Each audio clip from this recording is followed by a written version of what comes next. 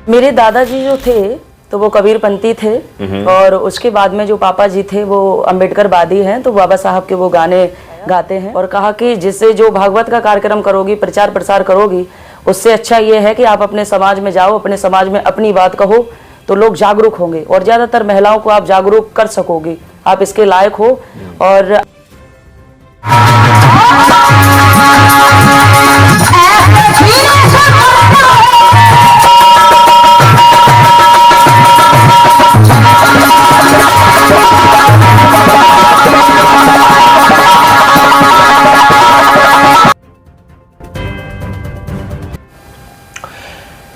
नमस्कार, जय भीम। मैं डॉक्टर महेश वर्मा। आज डेमोक्रेटिक भारत पर पहली दफा हम पॉडकास्ट की शुरुआत कर रहे हैं और मेरे साथ हैं रजनी अम्बेडकर जी, जो तकरीबन 12-13 सालों से भीम गाथा और साथ में तथागत गौतम बुद्ध के विचार जन जन तक पहुंचाने का प्रयास कर रही हैं, लय और संगीत और ताल के साथ में। आज वो अलवर आई हुई है। तकरीबन 7 दिन का अलवर में इनका कार्यक्रम चल रहा है। शुरुआत के दिन मैं भी इनके कार्यक्रम में मौजूद था, इनको मैंने सुना, अच्छा लगा, तो हमने सोचा कि क्यों ना रजनी जी से हम बात करें। रजनी जी, डेमोक्रेटिक भारत के इस पॉडकास्ट में आपका स्वागत है। बहुत बहुत धन्यवाद आप सभी को। नमस्ते, नमो बुद्धाय, जय भीम, जय महान, जय मूल निवासी। मैं हूँ रजनी अम्बेडकर, जिला इटावा, यूपी से। बहुत बहुत धन्यवाद जो आप हमारे इस चैनल पे जुड़े हैं, इसके लिए आपको बहुत बहुत धन्यवाद और महेश भाई को भी बहुत बहुत धन्यवाद। बहुत बहुत शुक्रिया। जय भीम। दर्शकों, तो बिल्कुल काफी बात करनी है, इनसे बात ऐसी करनी है जो शायद आप सुनना चाहते हैं कि ये शुरुआत कहां से हुई। सवाल भीम गाथा यानी कि बाबा साहब के विचार को घर घर तक पहुंचाने का ये प्रयास सबसे पहले आपके जहन में, दिमाग में कैसे आया कि मुझे अब यही काम करना है? मेरे दादाजी जो थे तो वो कबीरपंथी थे और उसके बाद में जो पापा जी थे वो अम्बेडकरवादी हैं, तो बाबा साहब के वो गाने गाते हैं और उन्होंने हमें भागवत की प्रेरणा ना देके बल्कि हमें बाबा साहब भीमराव अम्बेडकर के बारे में बताया और बुद्ध के बारे में बताया और कहा कि जिससे जो भागवत का कार्यक्रम करोगी, प्रचार प्रसार करोगी, उससे अच्छा ये है कि आप अपने समाज में जाओ, अपने समाज में अपनी बात कहो तो लोग जागरूक होंगे और ज्यादातर महिलाओं को आप जागरूक कर सकोगी, आप इसके लायक हो और आप में वो ताकत है, आप में वो जलवा है, वो जुनून है कि बहुजन समाज की माता बहनों को आप जागरूक कर सकोगी। तो ये जो प्रेरणा मिली है हमें अपने पापा से मिली है, आपके पिताजी से मिली। लेकिन अक्सर ये देखा जाता है कि जो हमारे घरों के अंदर खासतौर पे बाबा साहब के विचार और तथागत के और कबीर के विचार अब तो बहुत ज्यादा बढ़ रहे हैं, लेकिन आप कह रहे हैं कि 10-12 सालों से आपने ये काम किया, मतलब शुरुआत की, तो क्या घर में शुरुआत से यही इसी विचार पे बात चल रही थी या जो हमारे खासतौर पे जो ब्राह्मणवादी विचारधारा है उस पे बात हो रही थी? हमारे घर में तो पहले से ही कबीरपंथी रहे हैं और उसके बाद में जो पापा से शुरुआत हुई है, हम लोगों की शुरुआत हुई तो वो अम्बेडकरवाद से हुई है। हम लोग अम्बेडकरवादी हैं, हम लोग बौद्धिस्ट हैं और हम ये चाहते हैं कि हम अम्बेडकरवादी हैं तो बाबा साहब भीमराव अम्बेडकर की जो विचारधारा है वो हम तक नहीं, हमारे घर तक नहीं, बल्कि हमारे समाज में फैले और ज्यादा से ज्यादा लोग जागरूक हों और जो भी हमें आता है वो हम ज्यादा से ज्यादा लोगों को बताने का काम करें, जिससे कि बहुजन समाज में जो महिलाएं हैं, जो शोषित पीड़ित समाज के ये लोग हैं, ये हमारी बात से जागरूक होते रहें। तो मैं बस यही चाहती हूँ कि लोग जागरूक होते रहें और जो भी हमें आता है, और जब तक मैं जिंदा हूं तब तक मैं बाबा साहब भीमराव अम्बेडकर की विचारधारा, बुद्ध की विचारधारा, महापुरुषों की विचारधारा घर घर में पहुंचाती रहूंगी। ये मेरा सोचना है, ये मेरा मानना है। तो आपने कहा कि आपके पिताजी ने आपको प्रेरित किया, समझाया कि बेटा आपको इस राह पे चलना है। ये घटना या ये शुरुआत क्या पिताजी ने स्वतः ही कह दी थी या आपके अंदर कुछ कला देखी या कुछ ऐसी कोई वाकया हुआ हो कि नहीं अब तो आपको अम्बेडकर की जो बात है, विचार है, जन जन तक पहुंचाना है? जी, एक चीज और है कि जब तक ठोकर नहीं लगती है तब तक व्यक्ति संभलता नहीं है, सुधरता नहीं है।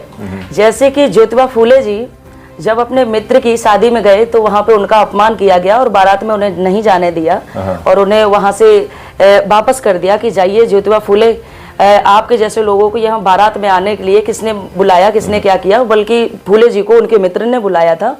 और ऐसा ही मेरे साथ में भी हुआ कि मेरे गांव के पास में भागवत हो रही थी तो वहां पे पहले दिन हमें लोगों ने इनवाइट किया और हम और पापा गए। तो पहले दिन तो मंच में बिठाया गया और वो इसलिए बिठाया गया कि शायद उन लोगों को जाति पता नहीं होगी और जिस गांव में कार्यक्रम हो रहा था तो हो सकता है कि उन लोगों को मेरे पापा के बारे में जानकारी ना हो। दूसरे दिन गए तो लोगों ने पूछा कि भाई संतोष, मेरे पापा का नाम संतोष कुमार गौतम है, कि आप कहाँ से हैं? तो पापा जी ने बताया कि बस इसी बिबौली से हैं, बिबौली भरतना में, इटावा जिले में पड़ता है। तो कहा कि अच्छा, तो वही गांव जहाँ वो टोटल जाटव लोग रहते हैं। जाटव तो, बस्ती है। हाँ, जाटवों की जो बस्ती है वही संतोष वो हो आप लोग। अच्छा। तो कहा कि हाँ संतोष हम वही है, और ये मेरी बेटी है रजनी गौतम, रजनी अम्बेडकर। तो उसके बाद कहा कि ठीक है, आप गाना गा दो। तो पहले दिन तो मुझे मंच पे बिठाया गया, और दूसरे दिन जब मेरी उन्होंने जाति पूछ ली तो कहा कि मंच पे मत बैठिए, इतना समय भी नहीं है, दुनिया की बातें बनाई लोगों ने, और कहा अगर गाना गाना ही है तो मंच के नीचे खड़े होके गा दो। अच्छा। हाँ, तो पापा ने पहले दिन तो हमसे गवाया गाना, और दूसरे दिन उन लोगों का ये व्यवहार देखा, जातिवादी लोगों का। तो पापा हमें वहां से ले आए, कहा कि यहाँ पे गाना भी नहीं गाओगी, यहाँ सुनोगे भी नहीं, और अपना गाना सुनाओगे भी नहीं, आप चलिए मेरे अपने वापस चलिए अपने घर, और जो भी होगा वो बाद में देखा जाएगा। तो उसके बाद में पापा ने कहा कि भागवत अगर सीखोगी, जब तक लोगों को पता नहीं रहेगा तुम्हारे बारे में, तो आपका परिचय पता नहीं होगा, तब तक तो लोग कार्यक्रम करवाएंगे, और उसके बाद जब पता चलेगा जाति के बारे में तो ये भागवत आपसे नहीं करवाएंगे। अच्छा। इससे अच्छा ये है कि बाबा साहब भीमराव अंबेडकर का जो भी जिस तरीके का कारवा बढ़ा सकती हो उस तरीके का बढ़ाओ।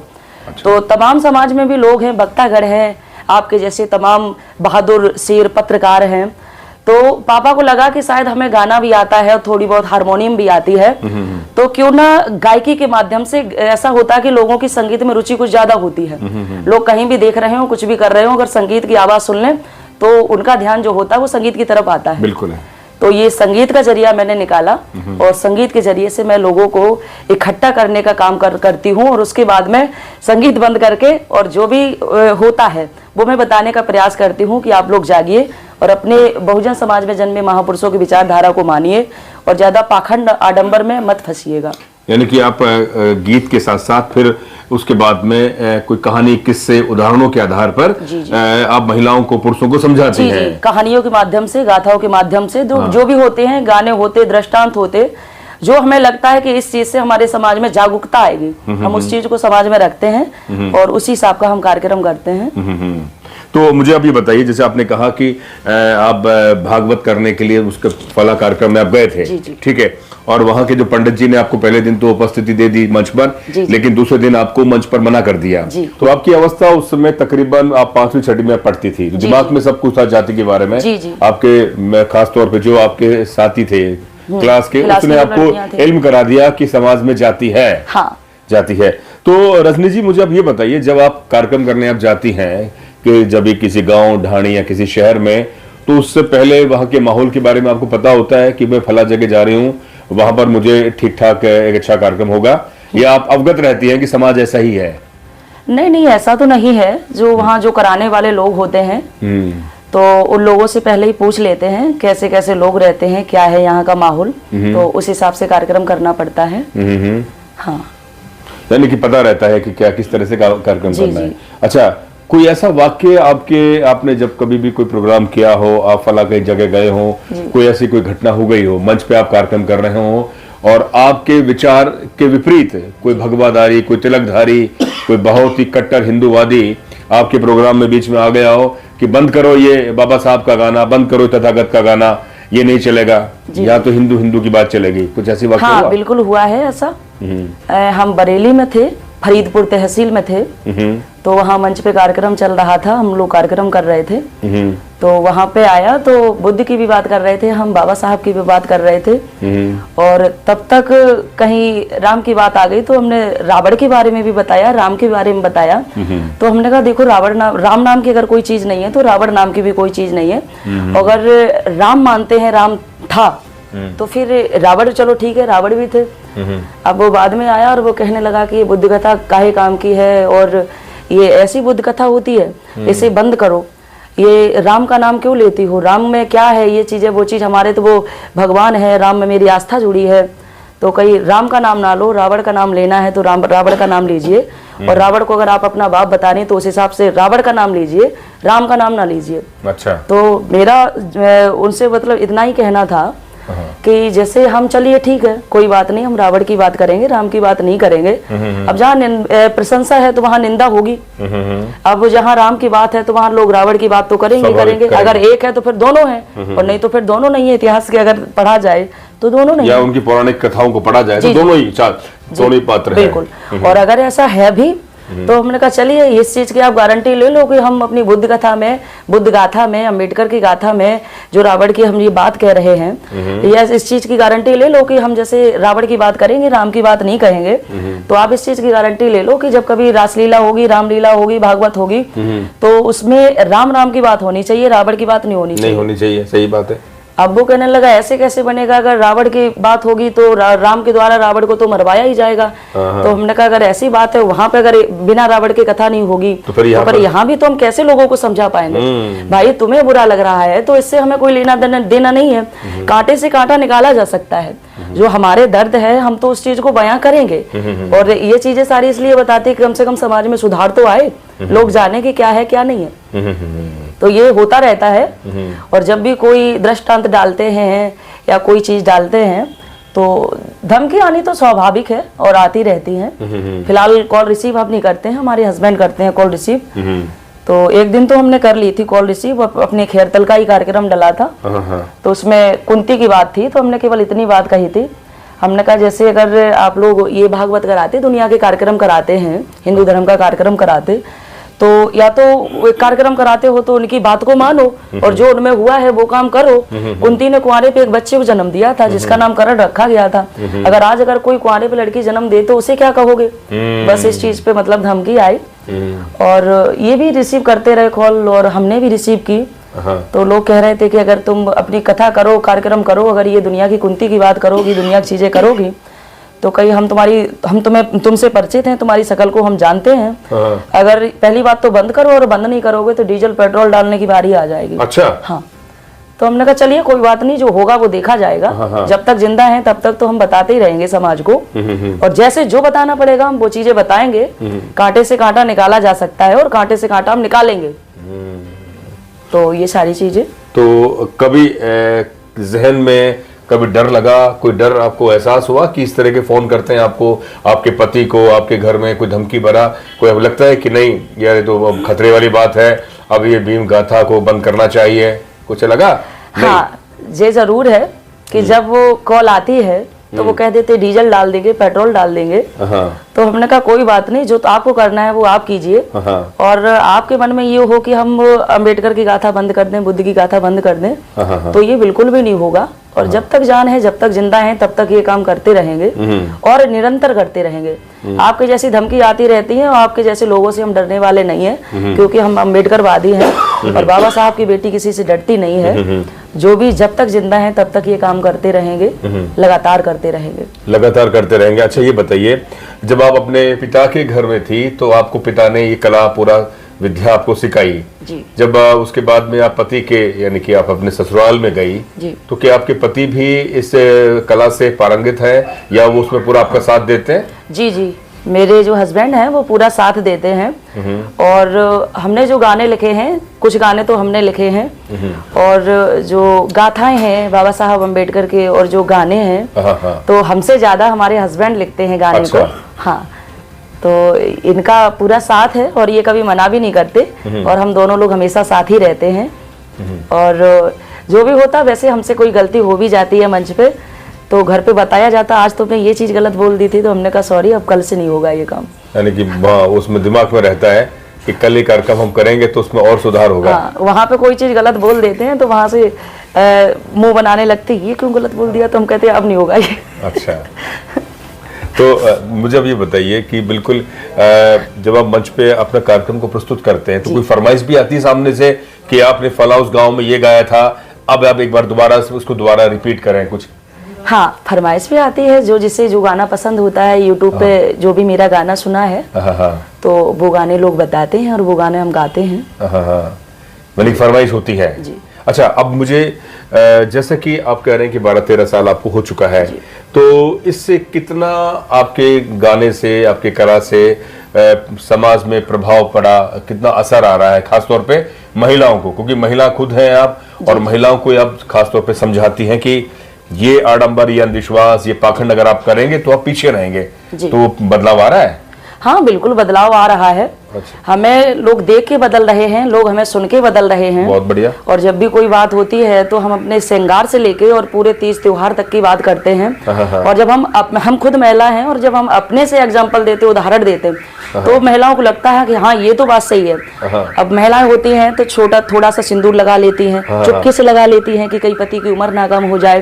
तो हम महिलाओं को बताते हैं कि हम शादीशुदा हैं, हमारी 2 साल हो गए शादी के, 2.5 साल हो गए, तो हम सिंदूर नहीं लगाते तो क्या मेरे पति की उम्र नहीं बढ़ेगी, या मेरे पति जल्दी चले जाएंगे, या हम अपने पति को प्यार नहीं करते।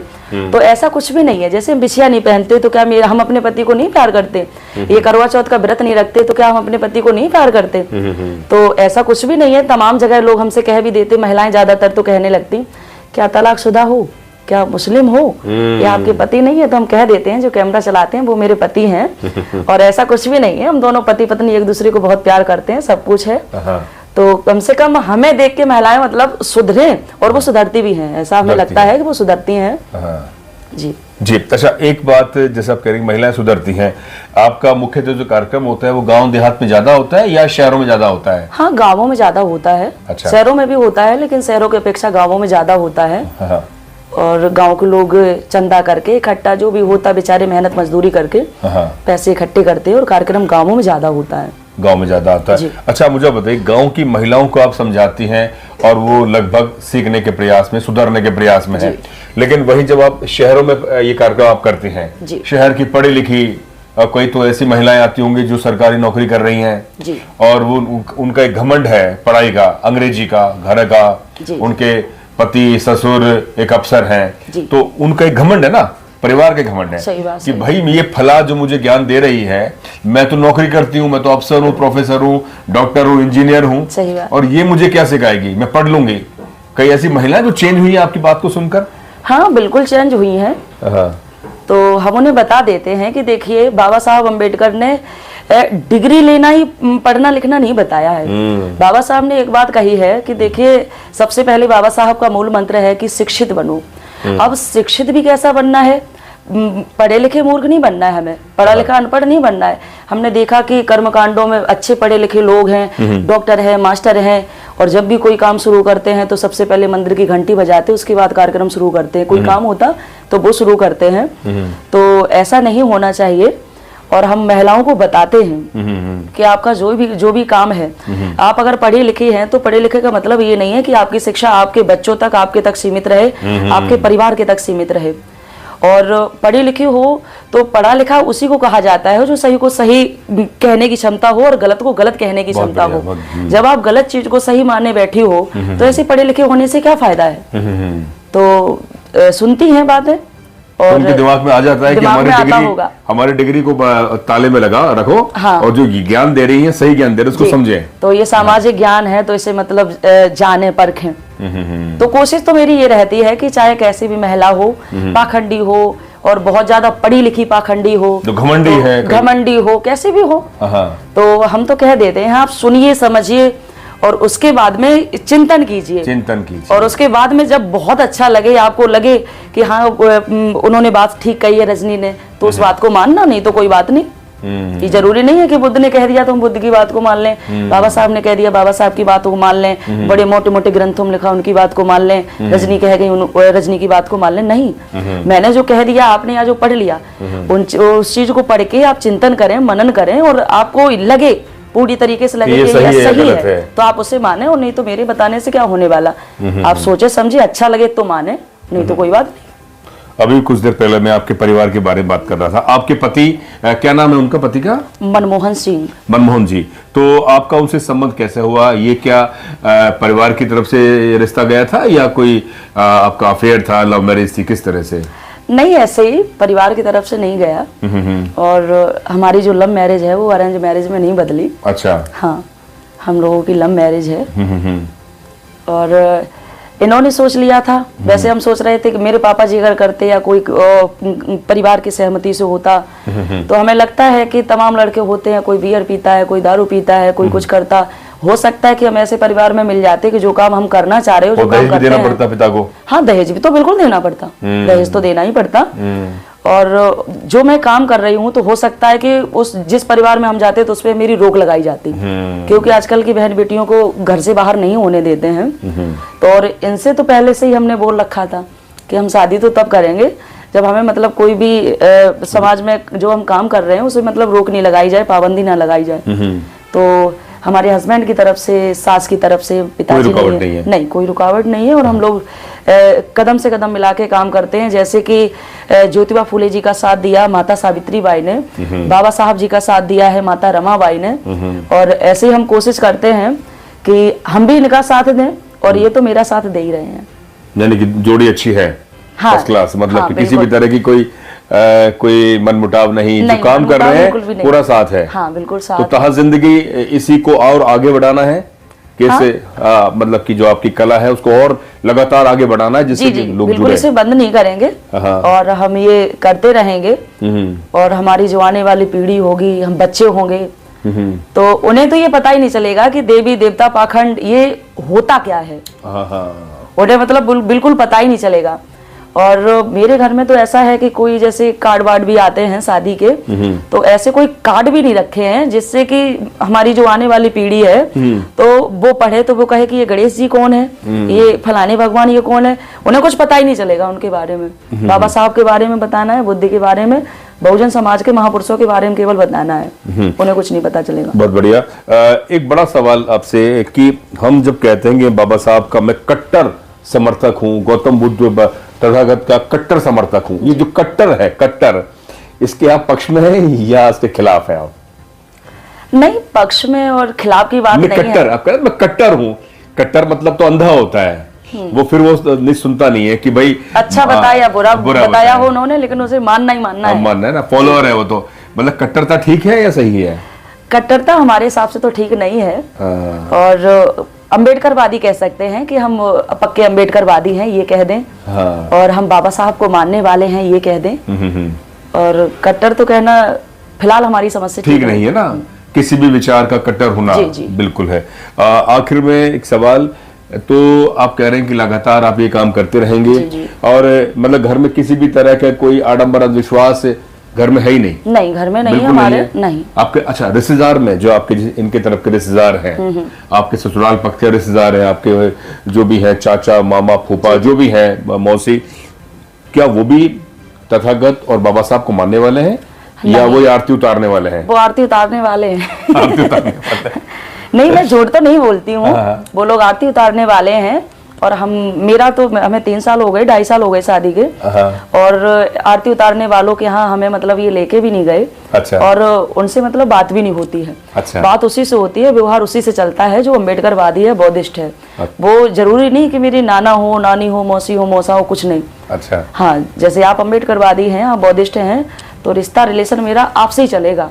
जो पाखंडी है उनसे मेरा रिलेशन कोई भी नहीं चलता, कुछ भी नहीं चलता। ओके, तो मतलब ये है कि जो रिश्तेदार, कई रिश्तेदार ऐसे होंगे जो बातें बनाते होंगे आपसे कि भाई ये खूब ये गाने वाने से कुछ नहीं होगा, नहीं सुधरेगा समाज, कुछ बातें तो बनाते होंगे ना? हाँ, बिल्कुल बनाते हैं। अब बनाने की तो ये बात है कि ननंद जो है वो भी कहती हैं कि अरे क्या होता है, और तुम ज्यादा अपनी तानते रहते हो, किसी की मानते नहीं हो। और बूढ़े बुजुर्ग जो करते आए हैं वो तो कम से कम करने दो। वही चलेगा। हाँ, अब करवा चौथ है तो कम से कम अपनी पत्नी को करवा चौथ का व्रत तो रहने दो। तुम इतने सनकी बनते हो, तुम पढ़े लिखे हो के ऐसी चीजें करते हो, ये परिवार में तुम भी बिगड़े हो और तुम अपनी पत्नी को भी बिगाड़े हो। अच्छा। हाँ, तो उनका कहना है कि कोई बात नहीं, हम लोग बिगड़े ठीक हैं। बिगड़े ठीक है, हम इस बिगड़ने में ही समाज को सुधारेंगे। जी। आखिर में जो आपके पति हैं वो एक ही समाज के हैं या अलग अलग समाज के? नहीं, हम जाटवई हैं दोनों, एक ही समाज एक ही समाज के जाटव है। जी जी। बहुत बढ़िया। तो ये थे मेरे साथ रजनी अम्बेडकर जी। ये पॉडकास्ट और ये जो इंटरव्यू वाकई बहुत बेहतरीन है और हम चाहते हैं कि इसी तरह से आप कॉन्फिडेंट रहें, इसी तरह से खुश रहें। एक सवाल चलते चलते, जब आप अपना गाना प्रस्तुत करते हैं तो उसमें कई बार बाबा साहब को बहुत अलौकिक, चमत्कारिक और तथागत को ऐसी बताने की बात आती है, सुनने में आती है। जी जी। अलौकिक बताना, चमत्कारिक बताना सही है या जो है वही बताना चाहिए? नहीं, जो है वो बताना चाहिए, और बुद्ध ने चमत्कार के लिए मना किया है। हाँ, चमत्कार तो बुद्ध के धम्म में नहीं है, नहीं है। स्वर्ग नरक नहीं है, भाग भगवान किस्मत नहीं है। और आप करते रहिए। अत दीपो भव, बुद्ध ने कहा है, अपना दीपक दीपो भव। हाँ, अपना दीपक स्वयं बनो। तो एक और सवाल, जब आप कार्यक्रम करके आती हैं तो घर में वो चूल्हा चौकी रसोई घर का काम, इसमें बड़ी परेशानी आती होगी? हाँ, वो तो हम करते हैं। हाँ। और कोई मतलब काम वाली बाई नहीं लगी है। हाँ। अपने आप स्वयं करते हैं। और शादी से पहले भी करते थे। पति साथ देते हैं? हाँ, काम तो पूरा करते और हैं। ननंद की शादी हो गई? वो लोग तो सब बड़ी हैं, हम ही लोग छोटे हैं। अच्छा। हाँ। और जो भी काम करते हैं तो वही साथ देते हैं। हाँ, क्योंकि आप भी थक के आए और साथ में पति भी और पूरी टीम भी। काम दोनों बराबर करते हैं। जैसे कपड़े धुलने की बारी आई हाँ। तो हम पानी से निकालेंगे तो वो मशीन में मतलब डालेंगे और मशीन से निचोड़ेंगे। हाँ। और जैसे हमने सब्जी छौंकी है, बनाई है, तो वो सब्जी काट के रखेंगे। क्या बात है। कोई भी चीज नहीं, अगर मन नहीं है बनाने का तो वो अपने आप खड़े रहेंगे तो हम बनाते रहेंगे। और काम भी करते हैं, ऐसा नहीं है कि हम इस लाइन में हैं तो काम नहीं करते हैं। सारा काम भी करना पड़ता है, घर परिवार को देखना पड़ता है। जब तक कार्यक्रम होता है तब तक कार्यक्रम में रहते हैं, और उसके बाद में घर में तो नॉर्मली रहते हैं, जो अन्य लड़कियां रहती हैं, महिलाएं ऐसी रहते हैं। आखिर में हमारे दर्शकों को आप क्या कहना चाहेंगे, क्योंकि आज के दौर में बहुत जल्दी हमारी महिलाएं डिग्रियां बहुत ले रही हैं, पढ़ बहुत रही हैं, नौकरी भी कर रही हैं, और वो अब इस विचार को कैसे आत्मसात करें जो आप गाने के माध्यम से दर्शकों तक पहुंचाती हैं? क्या कहना चाहेंगे आप दर्शकों से? कहें आप ज्यादा से ज्यादा बौद्धिस्ट बने, आप लोग ज्यादा से ज्यादा अम्बेडकरवादी बने और पाखंडवाद के चक्कर में बिल्कुल भी ना पड़े। और ज्यादातर जहां भी बौद्ध धर्म का कार्यक्रम हो, सम्मेलन हो, मीटिंग हो, जो भी हो, तो जो पुरुष लोग हैं, तो मेरा मानना ये है कि अगर ज्यादातर अपनी महिलाओं को लेके जाएंगे तो कुछ ज्यादा असर पड़ेगा। महिलाएं अगर जागरूक होंगी तो वो अपने बच्चों को बताएंगी। और आप अगर बिना महिला के अकेले जाएंगे तो आप तक सीमित बात रहेगी। अगर आप अपनी पत्नी को बताएंगी भी, हो सकता है माने फिर वो ना भी माने, तो ऐसा भी हो सकता। अध्ययन आप लगातार किताब पढ़ती रहती हैं? किताबें जो जितने दलित तो बहुजन साहित्य है उनका भी आप अध्ययन करती हैं? हाँ। उनका भी अध्ययन करते हैं ना, तभी आपके अंदर दिमाग में क्या, जहन में वो पूरा वो आता है दृष्टांत, तो फिर उसको आप कला के माध्यम से प्रस्तुत करती है ना? हाँ, बोलते वही हैं जो पढ़ा है, और उसके अलावा नहीं बोलते। जी है। और उसको 10 बार कसो उसको, मतलब कि आप समझते हैं उसके बाद में आप प्रस्तुत करती है ना। चलिए, तो बिल्कुल रजनी अम्बेडकर को आपने सुना, बहुत ही शानदार इंटरव्यू है, और हम चाहते हैं कि इनका कार्यक्रम लगातार आप देखें। आपके चैनल का नाम क्या है? रजनी अम्बेडकर ऑफिशियल। रजनी अम्बेडकर ऑफिशियल पे आप ये बिल्कुल इसका लिंक हमको साझा करेंगे। ये डेमोक्रेटिक भारत पे आप देख सकते हैं। बहुत बहुत शुक्रिया। बहुत बहुत धन्यवाद। जय भीम, नमो बुद्धाय। लगातार आप और ये वाक्य और ये अंदाज इसी तरह से प्रस्तुत करते रहे, जैसे कि हमारे समाज में जागरूकता फैलती रहे। बहुत बहुत शुक्रिया। जय भीम, नमो बुद्धाय।